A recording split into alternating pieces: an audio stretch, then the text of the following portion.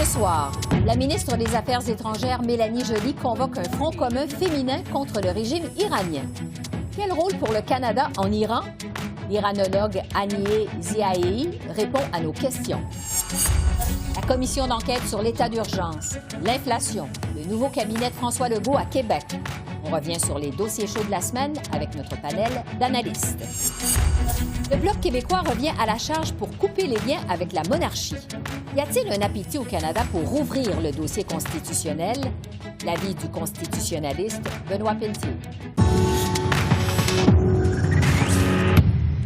Bonsoir, Mesdames, Messieurs. Le Canada hausse le ton face à la répression meurtrière de l'Iran. La ministre des Affaires étrangères, Mélanie Joly, a rencontré une coalition de femmes ministres d'un peu partout sur la planète pour faire monter la pression sur Téhéran. Le gouvernement canadien a sanctionné 42 personnes et 12 entités iraniennes depuis un mois. Plus de 10 000 dirigeants du corps des gardiens de la révolution islamique ont été aussi interdits de territoire au Canada. Des manifestations monstres se déroulent en Iran depuis que Mahsa Amini, une jeune femme de 22 ans, est décédée à l'hôpital au mois de septembre après avoir été arrêtée par la police à Téhéran pour non-respect du code vestimentaire imposé aux femmes. On écoute la ministre Joly en point de presse ce matin. Le Canada condamne la discrimination et la violence fondées sur le genre qui sont et ont été pratiquées par le régime iranien depuis sa création. Nous condamnons également toutes les atteintes aux droits de la personne commises par le régime iranien et, bien entendu, nous allons continuer à imposer des sanctions contre les personnes et les entités qui ont participé à la violation des droits de la personne ou qui les ont rendus possibles. On ne restera pas les bras croisés. On ne restera pas les bras croisés, dit la ministre Joly. Et justement, pour parler du rôle du Canada en Iran, je retrouve Haniyeh Ziaei, qui est politologue, iranologue et chercheuse à la chaire Raoul Dandurand de l'Université du Québec à Montréal. Bonsoir, Madame Ziaei. Bonsoir. Je vous demanderai d'abord, quelle est votre première réaction face aux sanctions annoncées par le Canada jusqu'à maintenant envers l'Iran? Écoutez, je pense que c'était très attendu, surtout de la part de la communauté iranienne au Canada, mais aussi du peuple iranien qui s'attend évidemment à des actes très concrets de la part des pays occidentaux et surtout des défenseurs des droits humains et des démocrates par rapport à ce qui se passe actuellement en Iran et depuis maintenant plusieurs semaines. Oui, parce qu'on peut se demander si c'est seulement symbolique ou est-ce que ça peut vraiment avoir un impact? Qu'est-ce que vous en pensez? Oui, évidemment, c'est toujours la question parce qu'il faut évidemment voir quel est l'écart entre le discours, le propos, la condamnation qui est certainement évidemment attendue et d'ordre souvent symbolique. Mais je pense qu'aujourd'hui, on arrive aussi à un moment où on s'attend à dépasser le discours symbolique, la condamnation. Il faut véritablement mettre en place des actes très concrets pour, en tout cas, être dans une tentative de contrecarrer ou de mettre une forme de pression quelconque sur le gouvernement iranien. Revenons sur l'idée de la ministre Mélanie Joly de mobiliser des femmes ministres à travers le monde. Madame Joly qui a convoqué aujourd'hui, je le rappelle, une quinzaine de ses homologues dans l'espoir de les faire hausser le ton contre Téhéran. Est-ce que c'est une bonne idée, ce genre de diplomatie féministe dans ce genre de dossier, vous pensez? Je pense que c'est souvent une réaction par rapport finalement au débat. Vous savez, aujourd'hui, le débat est une des choses qu'on a énormément reproché à la communauté internationale, qu'on a reproché aussi aux féministes qui sont en Occident, les féministes occidentales, c'est finalement d'être silencieuse. Le peuple iranien et la communauté iranienne à travers le monde considèrent que ce silence est criminel et que on comprend pas toujours en fait pourquoi il y a cette loi du silence. Surtout de la part des personnes qui défendent la question des femmes, qui défendent la question des droits humains au sens large. Et je pense que en tout cas, la proposition de notre ministre démontre aussi peut-être une réaction vis-à-vis de ça, en disant attention, il y a quelque chose qu'il faut faire, il y a une attente qui est demandée, et évidemment, on demande à briser ce silence et à vraiment prendre position et en tout cas de donner un signe fort, un message fort. C'est aussi un petit peu ce qu'on attend de la part de ces femmes et qui occupent surtout des postes importants à travers le monde. Oui. En plus des sanctions qui ont été annoncées jusqu'à maintenant, de ces efforts diplomatiques qui sont faits par la ministre Mélanie Joly, est-ce que le le Canada peut en faire plus pour aider les femmes qui protestent en Iran? Vous savez, oui, je pense qu'il y a toujours plus à faire, mais il faut voir aussi qu'est-ce qui fonctionne véritablement, parce que ça fait des années, vous savez, qu'il y a des sanctions économiques qui pèsent sur un pays comme l'Iran. Est-ce que ça a pu les empêcher finalement de faire ce qu'ils sont en train de faire? Est-ce que ça a pu diminuer la répression étatique? Force est de constater que non, malgré les sanctions économiques existantes depuis plusieurs années, malgré le fait que l'Iran est un État paria depuis finalement la prise d'otage de l'ambassade américaine. Là, on parle d'il y a plus de 40 ans. Ouais. On voit que malgré finalement les différentes prises de position, les différentes condamnations que la communauté internationale a pu faire, finalement, nous avons en place un État qui agit en fait à son bon vouloir, et que la vraie question qu'on pourrait se poser, c'est pourquoi en fait finalement ces sanctions économiques, symboliques, n'importe quel type d'action, pourquoi en fait ça ne fonctionne pas?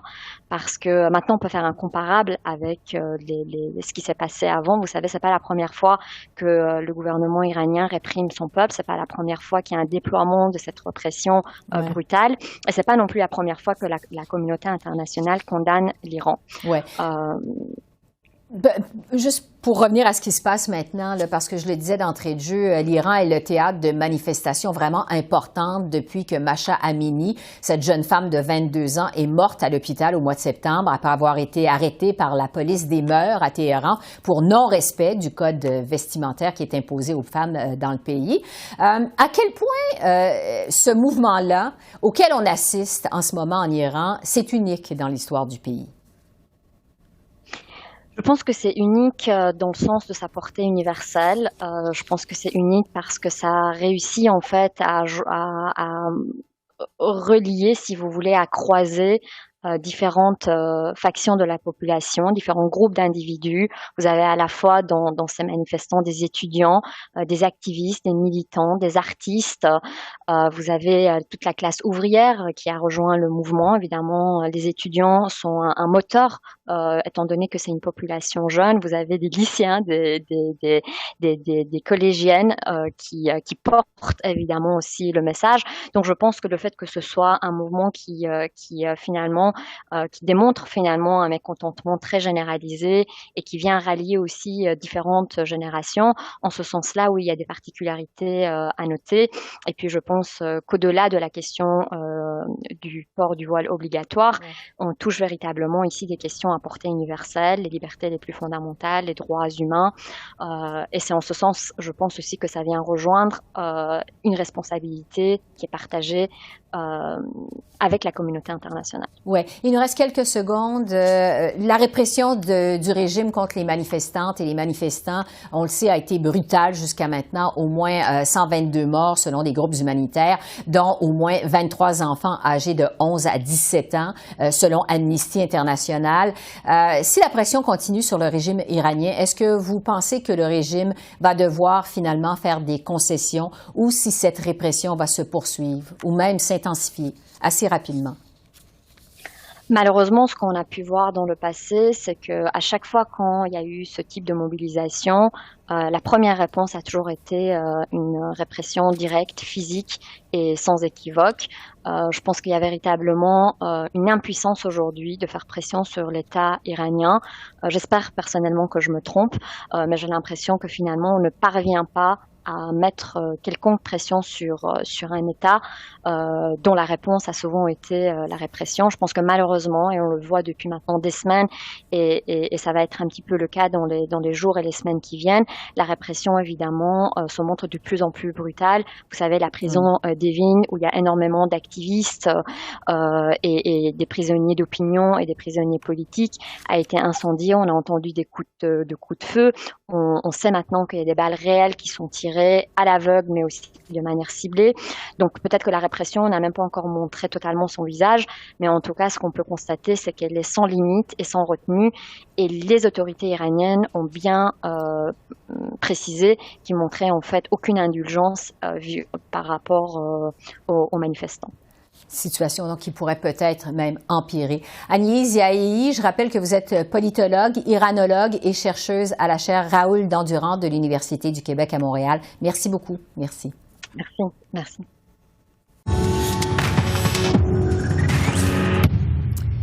C'est maintenant le moment d'analyser les dossiers chauds de la semaine à Ottawa. Et pour ce faire, on a réuni un panel composé de 2 journalistes et d'1 politologue. Alors, Joël Denis-Bellavance, Maura Forrest et Geneviève Tellier. Bonsoir à vous 3. Bonsoir. Bonsoir.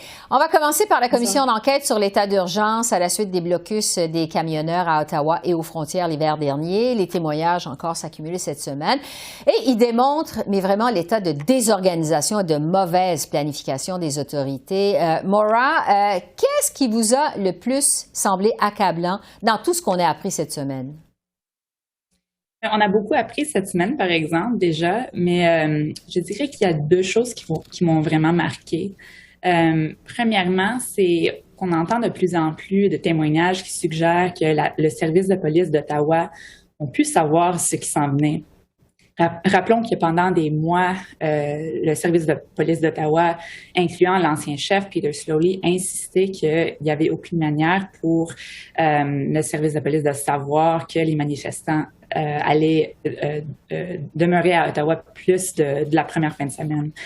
Mais là, on reçoit des rapports de la police de l'Ontario qui disaient qu'ils avaient de l'intelligence qui suggérait que les manifestants allaient rester beaucoup plus longtemps. Alors, ça nous fait demander des questions un peu sur la réponse du service de police d'Ottawa. Puis deuxièmement, je dirais que on a vraiment l'impression à quel point les différents niveaux de gouvernement ne coordonnaient pas leur réponse. Par exemple, on a le résumé d'une conversation entre le maire d'Ottawa, Jim Watson, et le premier ministre Justin Trudeau, dans lequel Trudeau disait que le premier ministre d'Ontario, Doug Ford, ne voulait pas s'impliquer dans la situation pour des raisons politiques. Alors, l'impression qu'on reçoit, c'est vraiment que tout le monde se pointait le doigt à quelqu'un d'autre, puis il y avait personne qui vraiment prenait la situation en main. Alors que les blocus, évidemment, se poursuivaient. Le SCRS nous a aussi appris qu'aucun fonds provenant de l'étranger n'avait servi à financer le convoi de la liberté durant sa première semaine. Geneviève, est-ce que c'est une information accablante pour le gouvernement Trudeau, ça? C'est une information qui est très importante. Faut pas oublier que le gouvernement, un aspect de la loi spéciale qui a été adoptée, c'est de justement geler les comptes bancaires. C'est pas rien, là. Quand on parle de droits et de liberté et de droits protégés par la Constitution, ben ça touche justement ça. Je veux dire, l'accès à nos biens, comment on peut en disposer de façon légale. Et donc, de bloquer les comptes bancaires sur la foi d'informations qui finalement sont erronées, oui, ça peut avoir des répercussions importantes. Maintenant, j'espère que la commission va aller au fond des choses pour savoir pourquoi est-ce qu'on avait cette information-là, puis pourquoi est-ce qu'elle était erronée. Et c'est justement pourquoi ces commissions d'enquête existent. J'entends beaucoup ces derniers temps des gens dire « Est-ce qu'on en a vraiment besoin? Encore un exercice qui va coûter des millions de dollars. » Puis finalement, on sait un peu ce qui s'est passé. Non, on ne sait pas tout ce qui s'est passé, puis il y a des choses sur lesquelles il faut vraiment insister, puis l'aspect monétaire, par exemple, est important. Rappelez-vous, en février dernier, on était vraiment dans l'impression qu'il y avait des agents à l'étranger qui contrôlaient ce qui se passait au pays. Alors, c'est pas rien. Et donc, j'espère que la commission va pouvoir s'attarder longuement sur cet aspect-là, parce que ça a été un enjeu majeur des événements de janvier et février dernier. Autre information troublante pour le gouvernement Trudeau, c'est celle concernant le chemin Roxham au Québec. Un contributeur du Parti libéral du Canada aurait reçu 28 millions de dollars en contrat sans appel d'offres dans la foulée de l'accueil des migrants illégaux qui traversent la frontière par le chemin Roxham. Joël Denis, vous avez écrit là-dessus cette semaine. Jusqu'à quel point c'est embarrassant pour le gouvernement, ça? Dans une certaine mesure, ça l'est, parce que, bon, mais on le sait que ce développeur libéral, Pierre-Guy, est un homme d'affaires important à la région de Granby. Il possède l'essentiel de tous les terrains près du chemin Roxham, au poste frontalier de Saint-Bernard-la-Colle. Donc, mais il faut dire aussi que d'un autre côté, le gouvernement ne savait plus sur quel pied danser pour traiter le nombre d'immigrants qui rentraient de façon irrégulière, de façon plus importante que jamais. Donc, il fallait les traiter adéquatement. Et finalement, ce sont les douaniers qui sont allés frapper à la porte de M. Pierre-Guy pour lui demander est-ce qu'il faut étudier les terrains. Et ensuite, par la suite, il y a eu des négociations en bonne et due forme qui ont été lancées entre les entreprises de M. Gay et le gouvernement fédéral. La facture est quand même assez élevée, 28 millions, on se demande ma foi, il n'y a-t-il pas d'autre moyen d'accueillir ces gens-là de façon digne, tout en respectant leurs droits, mais aussi en respectant le pouvoir de payer des contribuables. Évidemment, ça ajoute un peu à la controverse du chemin Roxham et ça nuit évidemment, je pense, aux efforts du gouvernement Trudeau de démontrer qu'il a tout fait dans son possible pour mieux gérer cette situation. Oui, il faut aller un petit peu plus vite. Je veux vous entendre sur l'inflation parce qu'on a eu les nouveaux chiffres cette semaine.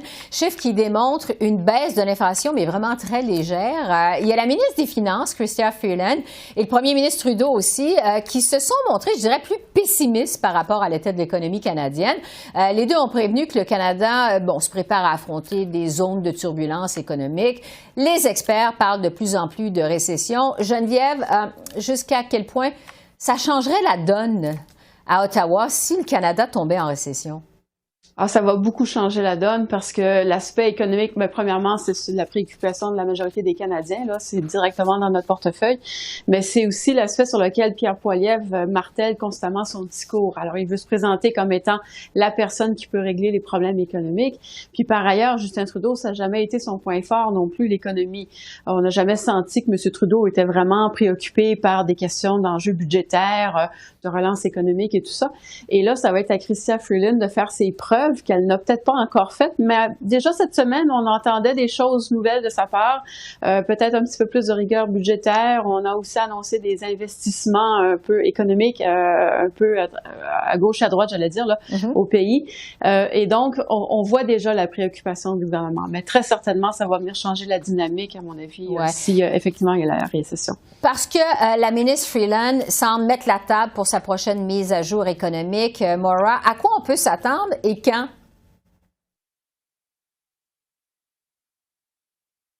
Rappelons que l'année dernière, on a seulement vu la mise à jour économique au mois de décembre. Je pense que probablement cette année, on va l'avoir avec un peu plus d'avance.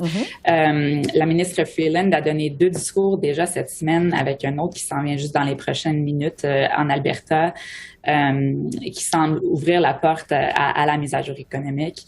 Elle a dit très clairement que il y a des jours difficiles à venir. Elle a dit que le gouvernement va devoir réduire ses coûts et puis que le gouvernement ne va pas pouvoir résoudre tous les problèmes du coût élevé de la vie pour les Canadiens. Donc, c'est vraiment un message nouveau de la ministre Freeland. Puis je pense que ce qu'elle fait, c'est qu'après des années de la pandémie où les Canadiens sont habitués peut-être au gouvernement qui dépensait des milliards de dollars pour aider les gens, que la réponse maintenant à la crise d'inflation sera un peu différente de la part du gouvernement. Oui, elle a bien dit que c'est fini, que le gouvernement aide tout le monde finalement. Un mot en terminant sur le nouveau cabinet Legault à Québec qui a été assermenté ce jeudi après-midi. 30 ministres, 16 hommes, 14 femmes, une première au Québec, une ministre d'origine autochtone.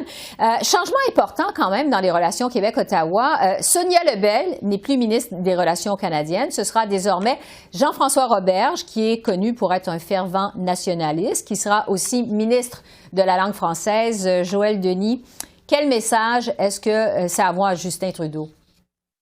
En fait, que le gouvernement Legault va poursuivre sur sa lancée, c'est-à-dire tenter de protéger ou de faire échec au déclin du français, de limiter le déclin du français. Mais je dirais que le joueur le plus important qui est nommé au sein du gouvernement Legault, c'est Pierre Fitzgibbon, un ministre tout-puissant de l'économie et de l'énergie, qui va aussi être responsable de la métropole. Et Pierre Fitzgibbon a de très, très bonnes entrées au cabinet de Justin Trudeau.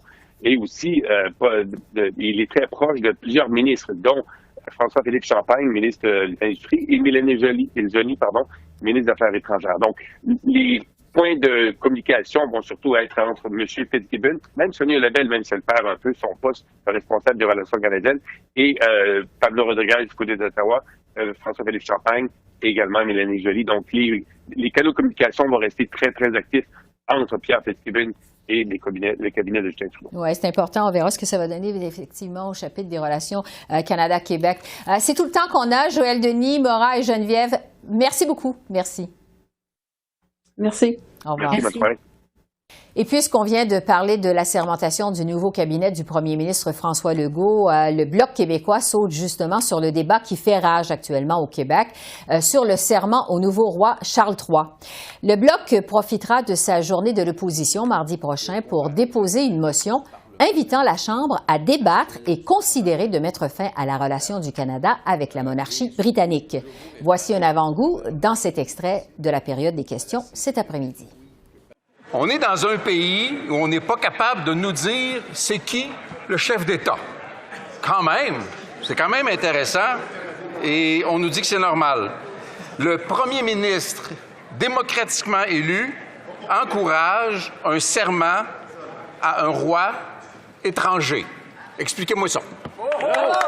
L'honorable ministre du patrimoine canadien. Monsieur le Président, à chacun ses priorités. Nous, ici, du côté du gouvernement, on s'inquiète du haut coût de la vie, de l'accès à un logement digne pour les Québécois, de l'accès à des services de garde pour nos enfants du Québec, Monsieur le Président, de l'aide au logement. On est là pour nos jeunes, pour nos travailleurs, pour nos familles, Monsieur le Président. Je ne comprends pas les priorités du Bloc. Les députés du Bloc, Monsieur le Président, au début, ils étaient ici pour leur passion. Aujourd'hui, on se rend compte qu'ils sont ici pour leur pension. Alors, pour analyser tout ce débat et voir jusqu'où ça pourra aller, je retrouve le constitutionnaliste Benoît Pelletier, qui est professeur à la Faculté de droit de l'Université d'Ottawa. Bonsoir, professeur Pelletier. Bonsoir. On va commencer par ce débat qui fait rage à Québec sur la prestation du serment à l'Assemblée nationale. Bon, les 3 députés du Parti québécois et les 11 députés de Québec solidaire refusent de prêter allégeance au roi Charles III. Je vous demanderai d'abord, est-ce que c'est possible de siéger à l'Assemblée nationale du Québec sans prêter serment au roi? Je dois vous dire que la question est entière et personne ne pourra vous donner une réponse vraiment catégorique par rapport à cela. Parce que la Constitution du Canada, celle de 1867, qui est toujours en vigueur aujourd'hui, prévoit dans une disposition l'obligation de prêter le serment d'allégeance à Sa Majesté, la reine ou le roi, selon évidemment les époques, avant même de siéger dans une assemblée élective. Et donc, ça veut dire que si j'applique mot pour mot la Constitution canadienne, il ne serait pas possible d'occuper un siège sans avoir prêté le serment. Mais il y a peut-être des voies de passage qui sont possibles à court terme, et la question se pose également de savoir quelle est la force constitutionnelle de cette disposition de la Constitution du Canada dont je viens de parler. Oui, parce que Québec solidaire parle d'une pratique coloniale archaïque, que cette prestation de serment. Plusieurs aimeraient que ce soit justement facultatif. Est-ce que ça pourrait être une solution envisageable? Oui, mais il faudrait vraisemblablement, à terme, changer la Constitution elle-même, changer la disposition constitutionnelle visée. Et là, il y a 2 thèses qui s'opposent dans le domaine juridique. Il y a la première thèse qui veut qu'il soit possible pour l'Assemblée nationale, par une loi, et là je ne parle pas d'une motion, mais je parle d'une loi, de modifier unilatéralement la Constitution canadienne par rapport au serment d'allégeance. Et il y a une autre thèse qui veut qu'il faille au contraire appliquer en la matière la règle de l'unanimité qui requiert le consentement de la Chambre des communes, du Sénat et des 10 législatures provinciales. Alors, en d'autres mots, il y a une thèse qui est moins exigeante, et puis il y a une thèse qui est plus exigeante. Et entre les deux, il est très difficile de savoir qu'est-ce que les tribunaux décideraient s'ils étaient saisis de la question, et surtout la Cour suprême du Canada. Oui, il faudrait que ce soit testé devant les tribunaux au préalable. Ça m'amène à vous parler de la réaction du premier ministre Trudeau qui a été interpellé sur cette question cette semaine. M. Trudeau qui a émis 2 différentes positions. Il a commencé par dire que l'Assemblée nationale est libre de décider comment elle veut organiser son processus d'assermentation. Mais tout de suite après, le premier ministre a affirmé ne pas vouloir faire de spéculation là-dessus. Qu'est-ce que vous avez pensé de la réaction du premier ministre Trudeau à ce débat au Québec? Sa réaction témoigne bien de l'ambiguïté qui règne en ce moment sur le sujet. Comme je l'ai dit d'entrée de jeu, au cours de notre entrevue d'aujourd'hui, il n'y a personne qui peut vous donner une réponse claire ou définitive sur la question. J'ai pensé que M. Trudeau renvoyait dans un premier temps aux privilèges parlementaires. Les privilèges parlementaires permettent effectivement à l'Assemblée nationale de régir ses travaux comme elle l'entend, mais en même temps, là, on est en présence d'une disposition constitutionnelle qui prévoit un serment d'allégeance. Et la question se pose de savoir, mais quelle est la force constitutionnelle de cette disposition? Et il y a probablement de vos auditeurs et de vos auditrices qui vont se demander, mais comment se fait-il qu'on discute de la force constitutionnelle d'une disposition qui est dans la Constitution? Ben, c'est parce que les dispositions de la Constitution n'ont pas toutes la même autorité et elles ne sont pas toutes modifiables de la même façon.